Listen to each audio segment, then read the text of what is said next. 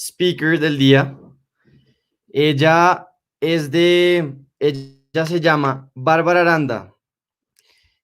Bárbara trabaja con Girl Up, que es una fundación de las Naciones Unidas, que tiene varios programas que desarrolla habilidades de liderazgo para niñas y adolescentes. El día de hoy, ella es pues, representante regional para América Latina y el Caribe. Esta organización, con el fin de reducir la brecha de género en las áreas de liderazgo, trabajando con niñas de 23 países de la región para impulsar su desarrollo académico y profesional. Bárbara, qué chévere estar contigo hoy. ¿Cómo te va? ¿Cómo has estado? Hola, muy bien, muchas gracias. Qué chévere estar, qué chido estar con ustedes el día de hoy. Así es, así es. ¿Cómo has estado? Muy bien, muchas gracias. Perdón si se oye un poquito de ruido acá afuera, es que en la Ciudad de México siempre se meten las llamadas, pero aquí estamos muy contentas. ¿Me puedes escuchar bien? Perfecto, yo te escucho muy, muy bien. Excelente. Bárbara, bueno, comencemos un poquito sobre qué es Girl Up Latam. ¿Qué hacen ustedes? Gracias para empezar por este espacio. Muchísimas gracias por habernos invitado, gracias por haber pensado en Girl Up y haber pensado en mí para este espacio. Bueno, Girl Up es la organización dentro de la Fundación de las Naciones Unidas que se dedica a trabajar con jóvenes adolescentes que buscan transformar o cambiar el mundo, ¿no? Literalmente. Nosotros nacimos en o sea, la organización nació en Estados Unidos en 2010. Y bueno, poco a poco fuimos creciendo en la región. Nuestro primer evento en América Latina y el Caribe fue en 2016 en Perú. Tuvimos un campamento sobre ciencia y tecnología, ingeniería y matemáticas para jóvenes de Chile, Perú, México y Estados Unidos. Y luego en 2018 se lanza el programa global, ¿no? La expansión global, en donde se crea el proyecto de Girl Up Latam, Girl Up América Latina y el Caribe. Y yo soy su representante regional, ¿no? ¿Qué hacemos en Girl Up Latam? Nosotros estamos acompañando a jóvenes en su trayectoria de líderes agentes de cambio. O sea, ustedes, ya la juventud, son líderes, ¿no? Empiezan a identificar temáticas que les interesan, empiezan a informarse al respecto, empiezan a dialogar, empiezan a plantearse soluciones a partir de lo que les apasiona o lo que les enoja, ¿no? Y entonces ya hay un liderazgo innato en el hecho de decir, la información que se me presenta, me la planteo a partir de los hechos, me genero mis propias opiniones, creo, pienso, hago, ¿no? La bronca es que muchas veces, el problema es que muchas veces pues no les permitimos a la juventud justamente explorar esas áreas, explorar esos conocimientos, explorar esos saberes para luego después llevarlos a proponer soluciones. Entonces, nosotras decimos, son líderes ya, ahora las podemos acompañar en su transformación, agentes de cambio, a través de la organización colectiva, ¿no?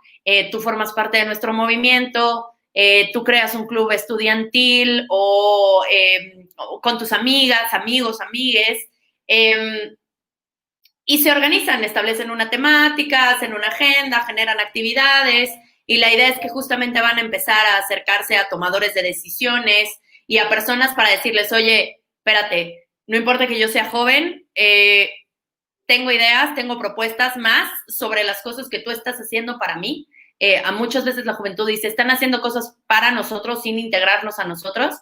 Y eso es básicamente lo que hacemos en Girl Up Latam. Te dejamos explorar tu pasión, te damos un montón de recursos y te damos una red de gente como tú que está apasionada por cambiar el mundo y te decimos, anda y ve, explora y te ayudamos a tocar las puertas que necesitemos tocar para integrarlas, ¿no?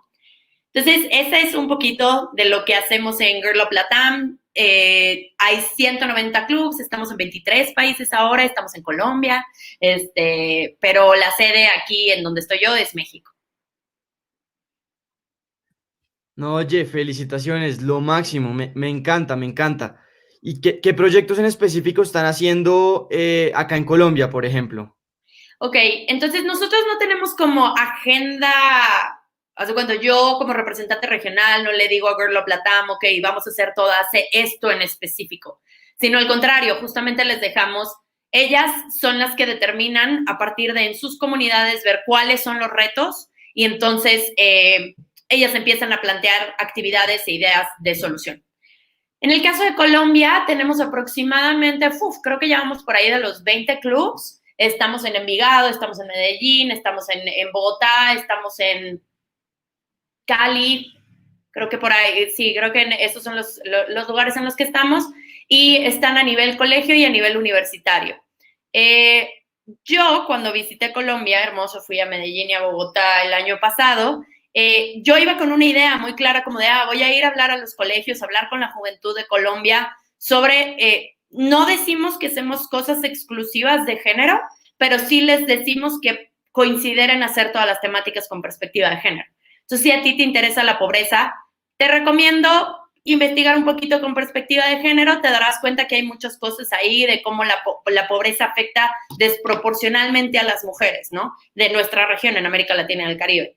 Entonces, cuando yo llegué a Colombia, yo tenía una idea muy planteada de un poquito del research que hago y digo, bueno, a ver, hablemos de la paridad de género en sus congresos, ¿no? Cómo está la situación de paridad, de representación, de gobernación, de tal. Pero cuando yo llegué me di cuenta que ni al caso, o sea, no era lo que la juventud de Colombia quería hablar en ese momento. En ellos querían hablar justamente sobre permitir a la juventud colombiana desarrollar habilidades para justamente poder ellos empoderarse de cierta forma. Luego me llamó mucho la atención que esto es algo que yo claro que no había considerado, era los diálogos de paz, de construcción de paz con perspectiva de género, cómo las mujeres vivieron el conflicto. Entonces yo también aprendí muchísimo de ellas y eso es lo que es lindo, ¿no? Están ellas integrando las conversaciones acorde a cuáles son sus comunidades en específico, y hasta puede ser a nivel más micro en su escuela. Si hay ciberacoso en la escuela, ok, lo que queremos hacer es hablar sobre el fenómeno del ciberacoso, poner regulaciones, hablar con los directivos a ver si hay algún tipo de sanción hacia las personas que lo hacen, etcétera, ¿no? Entonces, depende mucho de cómo lo vayan haciendo los clubs, y la idea es que todos eventualmente puedan proponer acciones de cambio con tomadores de decisiones. O sea, llegar con un directivo y decirle, oye, necesitamos que cambies esto. No sé, si el tema de acoso callejero y están aquí en cerca de su colonia, ¿qué actividades podemos hacer para informar sobre el acoso callejero y cómo lo podemos combatir? Bueno, podemos ir a la delegación y hacer en una plaza pública un meeting. ¿Qué significa eso? Hay que organizar, hay que comunicar, hay que hacer... no sé, desde la difusión, la organización, el presupuesto, la gestión, todas esas habilidades que se están desarrollando mientras están dentro de nuestro modelo, son habilidades que tú puedes ocupar para tu vida personal y profesional. Y nuestro objetivo al final es la fuerza laboral, combatir la brecha de género en la fuerza laboral. Queremos a más niñas, más mujeres, más identidades no binarias, representación en los espacios de toma de decisiones. Y justamente el que puedas tú desarrollar todas estas habilidades mientras estás con nosotras, cuando tú vayas, cuando tú decidas entrar a la fuerza laboral, les puedes decir, vean todo lo que hice, ¿no? Organicé este evento, hice tengo conocimiento en este tipo de habilidades, hago esto. Y les va a permitir ingresar a la fuerza laboral o escalar en ella cuando quieran hacerlo. Y Bárbara, yo te quería hacer la pregunta, ¿tú cómo llegas a esto? ¿Por qué llegaste a trabajar con Girl Up Latam? O pues con Girl Up en general. ¿Qué te movió a ti en el alma para llegar a Gran trabajar ahí? pregunta, porque al principio yo estaba en la universidad cuando empecé con Girl Up, ¿no? Estaba en la universidad, acá en México tenemos que hacer algo que se llama servicio social, que es algo para graduarte, tienes que hacer horas voluntarias en algún tipo de proyecto para tu comunidad, para tu proyecto, ¿no? Entonces yo estaba en mi universidad, tenía un consulado, como un consulado base de Francia en Puebla, y la persona a quien yo respondía, porque yo estudié Relaciones Internacionales, tenía contacto con la Embajada de Estados Unidos, y la Embajada de Estados Unidos dice, oigan, estamos buscando a una persona, no sé, como muy alegre, carismática, y con energía, para ir a un campamento de ciencia, tecnología, ingeniería y matemáticas. Y me nominó a mí, y yo dije, ¿qué? ¿Yo? No, o sea, a mí me dices 3 - 2 y me pongo nerviosa, o sea, soy muy mala con esas áreas, ¿no? Aún así, me entrevistaron, y justamente era este campamento que iba dirigido a niñas de preparatoria, bueno, de colegio, de bachillerato, y yo lo que tenía que hacer era encargarme de un grupo de 10 que se despertaran, llevarlas a desayunar, que fueran a las clases y encargarme de cosas como liderazgo, hablar en público, acercarles modelos a seguir latinoamericanos que pudieran inspirarlas y salir adelante, o sea, inspirarlas y verse representadas, etcétera. Pero ahí, entonces era nada más un rol como de 2 semanas y listo, ¿no? Pero estando en esas 2 semanas fue una de las experiencias más significativas que he tenido en mi vida. O sea, ahí fue cuando me di cuenta que yo jamás iba a dejar de trabajar con perspectiva de género en mi propia como visión de las cosas y que siempre iba a estar trabajando. O sea, me gusta mucho la juventud, me parece muy importante. Siempre quisiera trabajar con jóvenes, más porque yo también cuando era adolescente, en ese sentido, me hubiera gustado tener este tipo de espacios, este tipo de trayectoria, este tipo de espacio que me dejara generar mi pensamiento crítico y que me abrazara de esta forma, ¿no? Ahí fue cuando me empecé a dar cuenta que el mundo está hecho solamente para algunos, ¿no? O sea, la forma en cómo nosotros creamos productos, servicios, políticas públicas, está hecho con una visión androcentrista o con una visión sesgada, ¿no? La tecnología es sexista a veces, ¿no? Y por cosas bien, bien simples, o sea, Alexa y Siri no funcionaban antes para las voces de mujeres porque los programaron voces masculinas, ¿no? Y entonces la tecnología no nos sirve a nosotros como les sirve a ustedes. O, por ejemplo, los chalecos de policías, pues estaban pensadas para el cuerpo masculino y entonces se dieron cuenta que los chalecos estaban desprotegiendo a las mujeres y si les daban, era más probable que una policía mujer con un chaleco antibalas muriera que un policía hombre, ¿no? O los coches antes no estaban considerados o creados de la forma para proteger a todas las personas, ¿no? Hay un montón de ejemplos de estamos fallando porque no hay representación en los espacios de toma de decisiones. O sea, por ejemplo, los medicamentos en algún momento no servían también de forma tan efectiva para mujeres como para hombres porque no tenían la consideración del estrógeno. Y era tan simple como en el momento en que se está desarrollando el medicamento, como decir, oigan, espérense, necesitamos que pase el medicamento en la rata hembra porque ellas tienen estrógeno igual que la mitad de la población del mundo, ¿no? Y entonces ahí fue cuando yo dije, órale, estamos haciendo las cosas mal porque estamos integrando o sea, estamos creando las cosas mal porque no estamos integrando a las personas que van a recibir esta solución en el proceso de creación. Y luego además estamos cometiendo un error garrafal al no integrar a la juventud en la creación de esos procesos porque la juventud tiene creatividad, tiene pasión, tiene todo, o sea, tiene información, tiene conexión, tiene redes. Y los adultos tenemos el know-how, el conocimiento técnico. Entonces, para mí era muy lógico que para hacer mejores cosas teníamos que integrarnos todos para colaborar, ¿no? Ahí fue cuando para mí fue como este shock. Dije, ok, voy a trabajar en temas de género toda mi vida o voy a poner perspectiva de género toda mi vida. Me encanta la juventud, me encantó. Ahí empecé de voluntaria, que esto es muy importante. O sea, yo estuve 2 años como voluntaria y luego ya tuve el empleo formal, digámoslo así. Lo máximo, Bárbara. Oye, yo te quiero preguntar, ¿cómo hacemos para integrar entonces a la juventud? ¿Qué espacios tenemos que crear? ¿Qué iniciativas tenemos que comenzar? ¿Cómo podemos hacer que esa juventud se integre más con las otras generaciones? Pues sean intensos, o sea, literalmente molesten hasta que les respondan. O sea, yo siempre digo eso, o sea, sí, organízate con tus amigos, infórmense, busquen hechos, propongan y luego vayan e intensen. Oye, adulto, escúchame porque no estoy nada más diciendo cosas al aire. Te traigo información, te traigo hechos, te traigo experiencias, testimonios. Yo mismo lo estoy viviendo de esta forma. Esta es mi propuesta de solución. Aquí está. Lo único que tienes que hacer es decir, ok, sí la integro o no.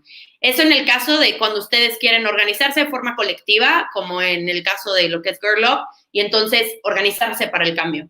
Si tú quisieras buscar mentoría, ve y búscala. O sea, ve y busca o sea, como que no tengas miedo en romper esa barrera o como esa cuestión de la persona a la que admiro y yo. Entonces, tú puedes ser capaz de crear esa relación de mentoraje con ellos cuando te acercas y les dices, el tema que estás trabajando me interesa muchísimo, la forma en cómo tú lo estás llevando es increíble, oye, quiero aprender más sobre el tema porque tengo un interés por ahí, tal vez me quiero dedicar a eso. O sea, creo que justamente es eso, la forma en cómo puede la juventud llegar a decirnos a los adultos qué onda, es yendo a molestarnos, ¿no? O sea, molestarnos en el mejor de los sentidos, lo digo. Y los adultos, a quien nos esté escuchando que sea adulto, no sean condescendientes con la juventud. O sea, no vengan y digan, es que son chavitos, es que son chavitas, no saben. O sea, es que les falta, bueno, hacen ruido. No. O sea, acérquense y escuchen a la juventud como ustedes se pensaban en la adolescencia también, y piénsense como qué ustedes necesitaban en ese momento para poder salir adelante, ¿no? O sea, creo que los adultos también hemos vivido experiencias en donde en nuestra adolescencia justamente se nos limitó o no se nos motivó o no encontrábamos camino o lo que sea, y creo que los adultos podríamos empatizar en ese sentido y dejar de ser condescendientes con la juventud. Lo máximo, Bárbara. Yo te quería preguntar, ¿cómo es ese espectro de la diferencia de género, la desigualdad de género en Latinoamérica? ¿Es muy homogéneo o es más heterogéneo? Es más, toca verlo, ¿es por país o hay alguna similaridad entre todos los países de Latinoamérica? Pues qué hermosa pregunta que tiene cosas tristes y cosas buenas. Es que el tema de género se puede observar desde muchos espacios, ¿no?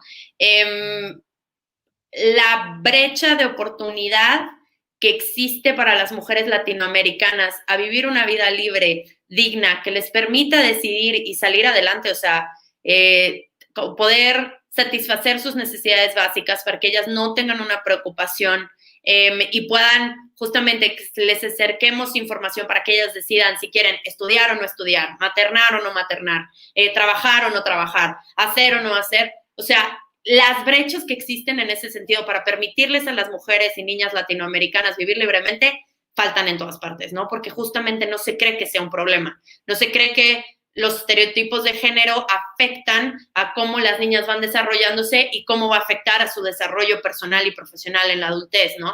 Entonces ese es uno. Pero luego tienes todo el tema de lo que es la violencia de género, que lamentablemente 14 de los 25 países de América Latina y el Caribe están entre los países con mayor número de feminicidios por cada 100,000 habitantes, ¿no? Puerto Rico, Colombia, México, ¿no? En mi país, lamentablemente, son 11 mujeres las que son asesinadas todos los días y la mayoría son perpetuados por las personas que dicen quererles, ¿no? Ya sea su relación afectiva o familiar, de cierto sentido. En este sentido, América Latina es violento con sus mujeres y sus niñas de diferentes formas, ¿no? El 40% de nuestra población cree que una mujer latinoamericana y caribeña solo debería de trabajar si el salario de la pareja no es suficiente. 7 de cada 10 mujeres trabajan en servicios por lo que se llama la segregación ocupacional y se piensa que el área de servicios son como áreas femeninas, ¿no? Seguimos teniendo uno de los países con menor número de participación. Tenemos paridad de género a nivel educativo, pero a nivel laboral no. O sea, solamente 4% de las empresas que existen en la región son lideradas por mujeres. Es ridículo, es mínimo, ¿no? Entonces, la situación para América Latina y el Caribe, justamente para mí, empieza desde las infancias, ¿no? Para poder combatir la situación de género en México, en la región, empieza desde las infancias. Cómo no hacer infancias diferentes, distinguidas por ciertas temáticas y estereotipos, y entonces porque esos estereotipos y temáticas van a violentar la experiencia de ambas personas, pero definitivamente afecta de una forma mucho más violenta a las mujeres, ¿no? A las mujeres y a las niñas latinoamericanas y a las identidades no binarias. América Latina y el Caribe es una de las regiones más homofóbicas y violentas, transfóbicas, bifóbicas, lesbofóbicas que existen en la región, racistas, clasistas, pero hay mucho que hacer todavía, ¿no? Y hay mucha gente ahora que está hablando desde sus espacios. O sea, podemos aprender sobre racismo de la gente racializada de nuestra región, ¿no? Las comunidades indígenas, pueblos originarios, la gente afrodescendiente. Podemos aprender de diversidad e inclusión justamente de las personas que les atraviesa ya sea cualquier tipo de neurodivergencia, discapacidad, si son de comunidad sorda, si se desplazan en silla de ruedas, cualquier cosa. Y entonces podemos aprender mucho sobre cómo combatir el tema de género de las mujeres, ¿no? En el caso por ejemplo, la situación de las mujeres trans en América Latina y el Caribe, creo que el promedio de vida son 35 años, ¿no? Y la mayoría de ellas son sexotrabajadoras, pero por el hecho de que la precariedad las empujó a eso, y entonces todo lo que ellas viven. Es un tema muy extenso que definitivamente sí, América Latina y el Caribe tiene que trabajar en ello, y yo creo que la juventud lo está liderando. Seguro, Bárbara. Pues oye, muchísimas gracias por tu espacio. De verdad que pues ya tenemos que seguir con Javi. Me encanta. Muchas gracias, súper interesante. Es un tema que tenemos que pensar todos, los jóvenes sobre todo, y que tenemos que resolverlo en algún momento. Ojalá sea muy pronto, que sea muy pronto porque es algo que es inaudito. De verdad lo mejor es que ustedes pueden ser parte del cambio, ¿no? O sea, que el cambio está cerca si formamos parte de él. Entonces, muchísimas gracias por el espacio. Justamente estos espacios, estos diálogos nos acercan a más personas y nos hacen saber que nosotros podemos ser parte del cambio. Entonces, muchísimas gracias, Juan. Yo quedo a sus órdenes. @VitaAranda con B de Bárbara, porque me llamo Bárbara. @VitaAranda en Instagram, Twitter, y @GirlUpLatam en Instagram, o GirlUp América Latina y el Caribe en Facebook. Por favor, síganos y súmense a nuestro movimiento. Muchísimas gracias, Juan. Gracias, Bárbara. Un abrazo. Chao, chao. Chao.